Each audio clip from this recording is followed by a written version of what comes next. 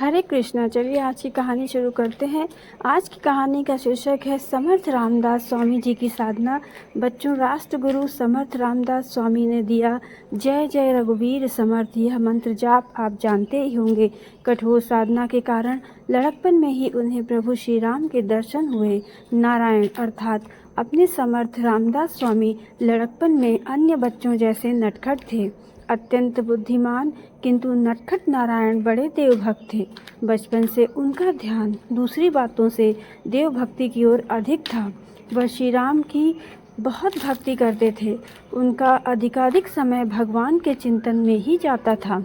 चिंतन के उपरांत उनकी समझ में आया कि सत्य ज्ञान होने हेतु गुरु से उपदेश प्राप्त होना चाहिए।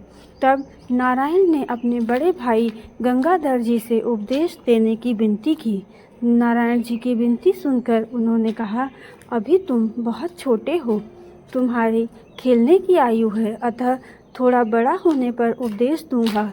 इस वक्तव्य से वे निराश हुए तथा गांव के हनुमान जी के मंदिर में एक कोने में जाकर बैठ गए। जब तक हनुमान जी गुरु उपदेश नहीं देते तब तक अपनी जगह से उठूंगा नहीं, ऐसा निश्चय कर ध्यान करने बैठ गए।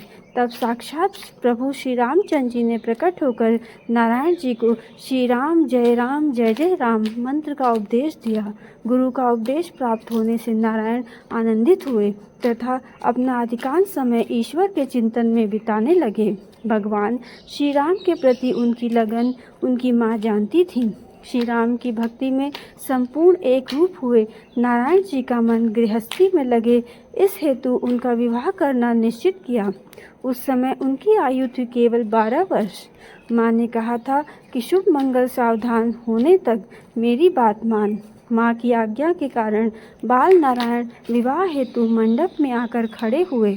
मन में बसी भगवान श्री राम की मूर्ति स्वस्थ बैठने नहीं दे रही थी।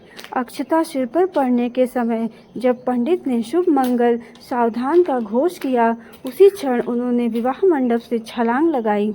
दौड़ते दौड़ते वह नासिक की पंचवटी पहुँचे। वहाँ की भगवान श्री राम की मूर्ति का बड़े भाव से दर्शन किया तथा वहाँ से निकट 2 मील की दूरी पर स्थित टाकली गांव गए। आगे जाकर उन्होंने गोदावरी एवं नंदिनी नदियों के संगम स्थान पर रहकर 12 वर्ष तपस्या की। सूर्योदय से सूर्य माथे पर आने तक गोदा माई के माई में कमर तक खड़े रहकर प्रभु श्री राम का त्रयोदशाक्षरी जाप का 13 कोटि का संकल्प पूरा किया। छोटे नारायण अब नारायण न रहकर ईश्वर जैसा तेजस्वी दैदीप्यमान पुरुष बन गया था।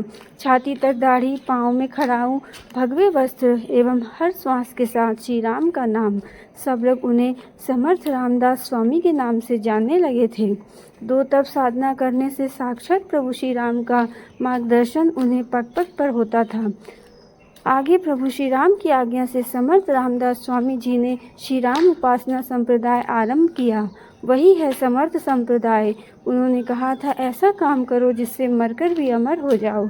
अपना कथन उन्होंने सच कर दिखाया। समर्थ रामदास स्वामी भले ही देह रूप से हमारे बीच नहीं हैं, किंतु अपने मार्गदर्शन से वे अजर अमर हो गए। समर्थ रामदास स्वामी ने दास बोध नाम का ग्रंथ लिखा। उसमें उन्होंने सबने कैसे आचरण करना चाहिए, ईश्वर भक्ति अर्थात साधना कैसे करें, यह बताया है।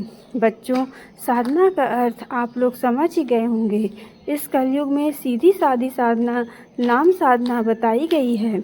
हर एक अपनी कुल देवता का नाम स्मरण करें। तो यहीं पे हमारी कहानी समाप्त होती है और मैं आशा करती हूँ आपको ये कहानी अच्छी लगी होगी। अगर आपको ये कहानी अच्छी लगी तो हमारे चैनल को लाइक करें, शेयर करें, सब्सक्राइब करें। तब तक के लिए हरे कृष्णा, राधे राधे।